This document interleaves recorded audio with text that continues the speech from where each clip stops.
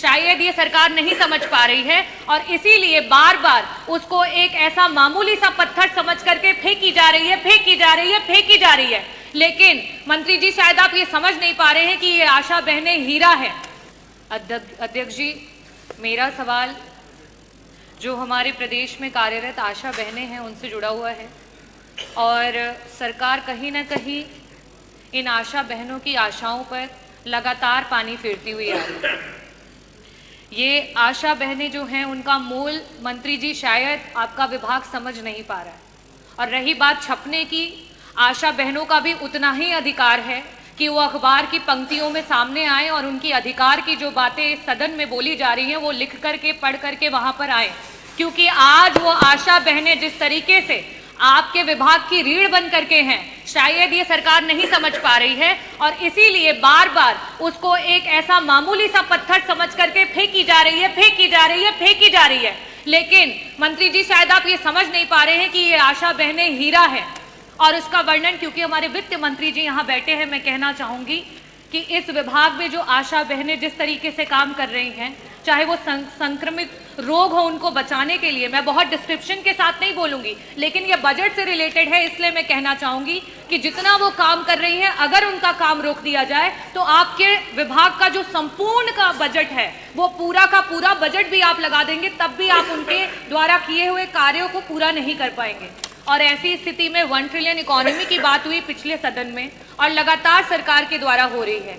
ऐसी स्थिति में 8,08 करोड़ का बजट है उत्तर प्रदेश की सरकार लेकर के आई है, लेकिन उस बजट में हमारी आशा बहनों के लिए कुछ भी नहीं है। मंत्री जी, मेरा प्रश्न आपसे ये है कि आप बात करते हैं कि उनका इतना मानदेय है और इतना सरकार दे रही है।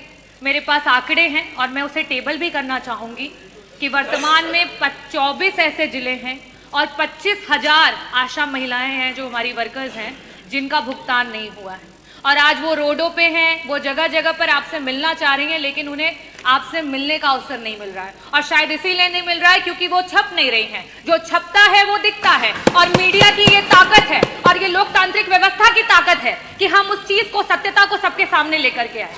मेरा आपसे सिर्फ यही प्रश्न है कि 1 ट्रिलियन इकोनॉमी की बात करने वाली सरकार, इतने बड़े बड़े बजट्स लाने वाली सरकार, आज आपके विभाग की रीढ़ में सिर्फ और सिर्फ इसलिए क्योंकि आशा महिलाएं हैं उनको कोई दर्जा नहीं दिया जा रहा है, ना उन्हें राजकीय कर्मचारी का दर्जा दिया जा रहा है, ना उन्हें संविदा के कर्मचारियों का दर्जा दिया जा रहा है। और बार बार जब बात आ रही है कि उनको उनके अधिकार का पैसा मिले, क्योंकि वो हर समय काम करती हैं, प्रसव का कोई समय फिक्स नहीं होता है। हम सब किसी ना किसी परिवार से हैं और हम सब जानते हैं कि प्रसव किसी भी समय हो सकता है और एक वो जो आशा बहन है उस माँ के साथ वो 9 महीने उस प्रसव को झेलती है, उस प्रसव के साथ खड़ी रहती है और उसे अस्पताल लेकर के जाती है। ऐसी स्थितियों में क्या उसका अधिकार नहीं है कि उसे भी 18,000 का मानदेय प्रति माह मिले? क्या हमारी जो संगिनियां उनके साथ काम करती हैं उनका अधिकार नहीं है कि उन्हें 24,000 का मानदेय सरकार के द्वारा मिले? तो मेरा प्रश्न पहला तो मैंने पूछ लिया, साथ ही साथ मैं आपसे अपने अनुपूरक भी पूछ लेती हूँ कि आज अस्पतालों में जब वो महिलाएं प्रसव की महिलाओं को लेकर के, मरीजों को लेकर के पहुंचती हैं तो वहां उनके रुकने तक का इंतजाम अस्पतालों में नहीं है। इस पूरे के पूरे उत्तर प्रदेश का कोई ऐसा CSC नहीं है जहां आशा बहनों के लिए एक कमरा रखा गया हो कि रात में अगर किसी महिला को प्रसव के समय लेकर के जाए तो उनको वहां रुकने का इंतजाम हो। ऐसी स्थिति में मेरी दूसरी आशा बहनों की तरफ से सरकार से मांग है कि आपके इतने बड़े बजट में से प्रत्येक CSC पे कम से कम आशा बहनों के रुकने का इंतजाम कराते हुए एक कमरा आवंटित किया जाए। मेरा तीसरा आपसे मांग ये है कि ये जो बहनें दिन रात कड़ी तपस्या कर रही हैं, मेहनत कर रही हैं, सड़कों पे घूम रही हैं, परिवारों को जोड़ रही हैं, जागरूक कर रही हैं, prevention is better than cure, इसकी बात कर रही हैं, क्या इन महिलाओं का अधिकार नहीं है कि उन्हें स्वास्थ्य बीमा और उन्हें जीवन बीमा मिले? क्या सरकार अपने विभाग की इतनी महत्वपूर्ण महिलाओं को ये नहीं दे सकती है? और लास्ट में मैं कहूंगी कि जो यातायात है उनके समय का बहुत ही इम्पोर्टेंस है, क्योंकि उन्हें समय से पहुंचना होता है जब जहां जरूरत होती है। ऐसी स्थिति में आपने अपने बजट में स्कूटी की बात की है, तो मैं ये भी चाहूंगी कि आशा बहनों की मांग है कि उन्हें स्कूटी दी जाए। ये चारों प्रश्न हैं मेरे और मैं अनुरोध करूंगी कि मंत्री जी दोनों सदस्यों के जो प्रश्न हैं उनके उत्तर दे दें। माननीय मंत्री जी। आशा वर्कर हम सबके लिए बहुत ही महत्वपूर्ण है। और उनकी महत्वपूर्ण जिम्मेदारी को देखते हुए हमारी सरकार ने लगातार उनकी उन्नयन के लिए काम किए हैं। आशा योजना भारत सरकार की योजना है और ये वॉलेंट्री सर्विस है। स्वैच्छिक सेवा के कारण उनको मानदेय मिलता है और जो विभिन्न केंद्र प्रदेश की योजनाएं हैं उनको क्रियान्वित करने पर उनको अलग से बोनस भी मिलता है।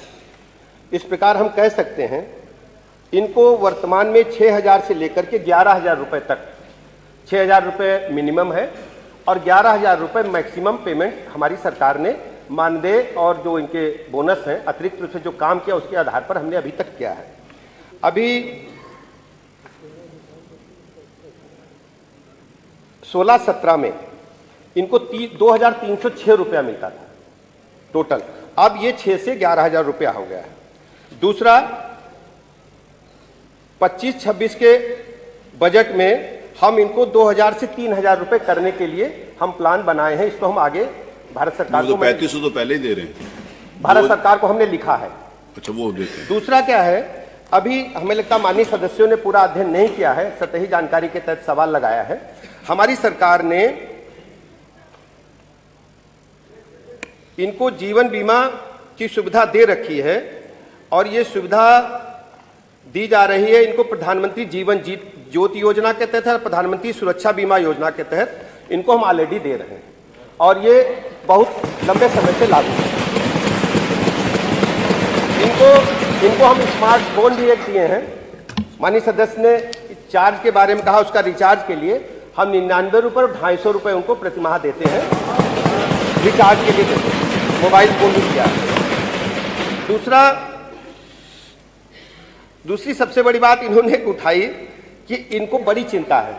सर, लोकतंत्र में कभी काम करने का अवसर इनको भी मिला है और आज हमें मिल रहा है। हम लोगों ने इनके मानदेय को लगातार बढ़ाने का काम किया है और 2018 में 1,000 रुपया था, इसको 2,000 रुपया अपनी सरकार ने किया, भारतीय जनता पार्टी की योगी जी की सरकार ने किया है। इसके अलावा अगर एक जियो हमारे समाजवादी साथी सुनना चाहें, 4 मार्च 2014 को समाजवादी पार्टी की सरकार थी, इनके भैया यहां बैठते थे, एक जियो किए थे, उसके 9वें नंबर पॉइंट पर कहे हैं कोई नियत वेतन आशा को हम नहीं देंगे, जियो में कहा है। और दूसरा